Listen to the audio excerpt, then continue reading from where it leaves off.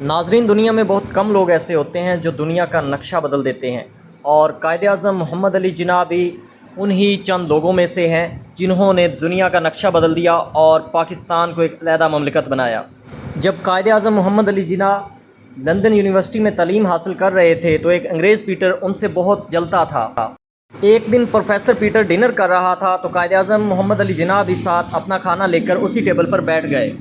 Professor کو یہ بالکل اچھا نہ لگا اور انہوں نے قائد اعظم سے کہا کہ کیا تمہیں پتہ ہے کہ ایک پرندہ اور سور اکٹھے کھانا نہیں کھا سکتے؟ تو قائد اعظم نے نہایت اطمینان سے جواب دیا کہ I should fly to another table, مطلب میں کسی اور ٹیبل پہ چلا جاتا ہوں۔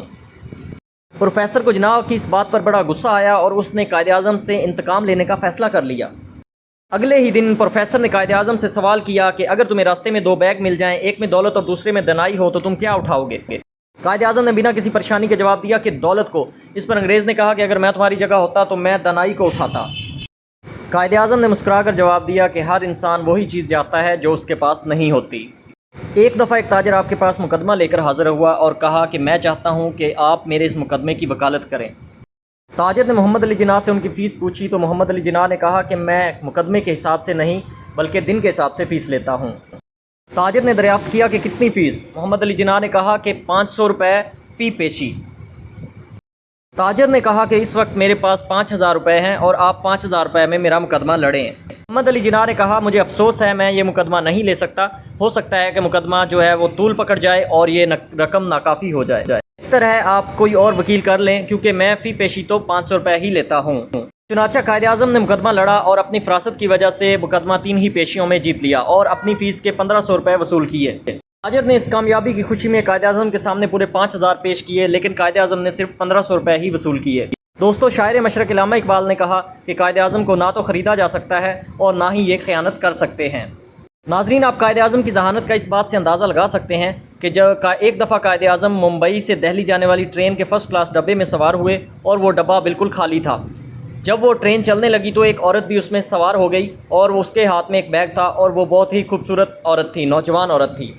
جب ٹرین سفر پر روانہ ہوئی تو قائد اعظم اخبار پڑھنے میں مشغول ہو گئے تو اس لڑکی نے زور سے کہا کہ مجھے 1000 روپے دو ورنہ میں ٹرین کی چین کھینچ دوں گی اور چیخنا چلانا شروع کر دوں گی۔ قائد اعظم نے کہا کہ میں خاموش رہا کیونکہ صورتحال بہت شرمناک تھی اور سفر بھی لمبا تھا، تو اس نے 2-3 مرتبہ اپنی ڈیمانڈ کا اظہار کیا، لیکن میں خاموش رہا اور یوں محسوس کروایا کہ مجھے کچھ سنائی ہی نہیں دیتا۔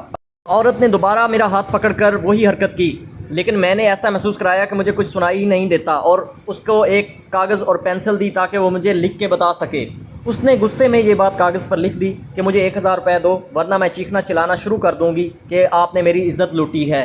قائد اعظم کا کہنا تھا کہ اس نے جیسے ہی وہ کاغذ مجھے پکڑایا تو میں نے ایمرجنسی ٹرین کی جو چین ہے وہ کھینچ دی اور اس کے بعد میرے پاس ایک گارڈ آیا اور میں نے اسے ساری صورتحال بتائی۔ قائد اعظم نے وہ کاغذ گارڈ کو تھما دیا اور اس کے بعد اس عورت کو پکڑ لیا گیا۔ اس کے بعد قائد اعظم کو یہ نصیحت مل گئی کہ وہ کبھی بھی خالی ڈبے میں سفر نہیں کریں گے بلکہ پبلک کے ساتھ مل کر سفر کریں گے۔ ایک دفعہ قائد اعظم اپنے ڈرائیور کے ساتھ سفر پر جا رہے تھے، رات کا وقت تھا تو ایک خاتون نے ان سے لفٹ مانگی۔ قائد اعظم نے صورتحال کو دیکھتے ہوئے عورت کو لفٹ دے دی۔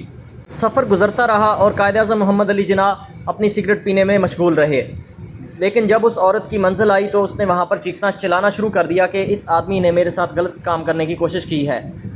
کیونکہ وہ دور ایسا تھا اس میں قائد اعظم کے بہت سارے مخالف تھے تو بہت سارے لوگ اکٹھے ہو گئے۔ قائد اعظم نے سگریٹ لوگوں کی طرف کرتے ہوئے ایک جھٹکا دیا اور سگریٹ کے اوپر جو بل سا بن جاتا ہے وہ نیچے گرا۔ قائد اعظم نے لوگوں سے کہا کہ اگر میں نے اس لڑکی کے ساتھ زور زبردستی کرنے کی کوشش کی ہوتی تو یہ ابھی تک سگریٹ کے اوپر گل نہ ہوتا بلکہ یہ نیچے گر گیا ہوتا، اس لیے یہ میری شرافت کا ثبوت ہے کہ میں نے کچھ نہیں کیا۔ اس کے بعد آپ اپنی گاڑی میں سوار ہوئے اور سفر پر روانہ ہو گئے۔ ناظرین، یہی تھی قائد اعظم کی حاضر دماغی جس کی وجہ سے وہ زمین سے آسمان پر پہنچ گئے اور اپنے راستے میں آنے والی تمام مشکلات کو کچل ڈالا۔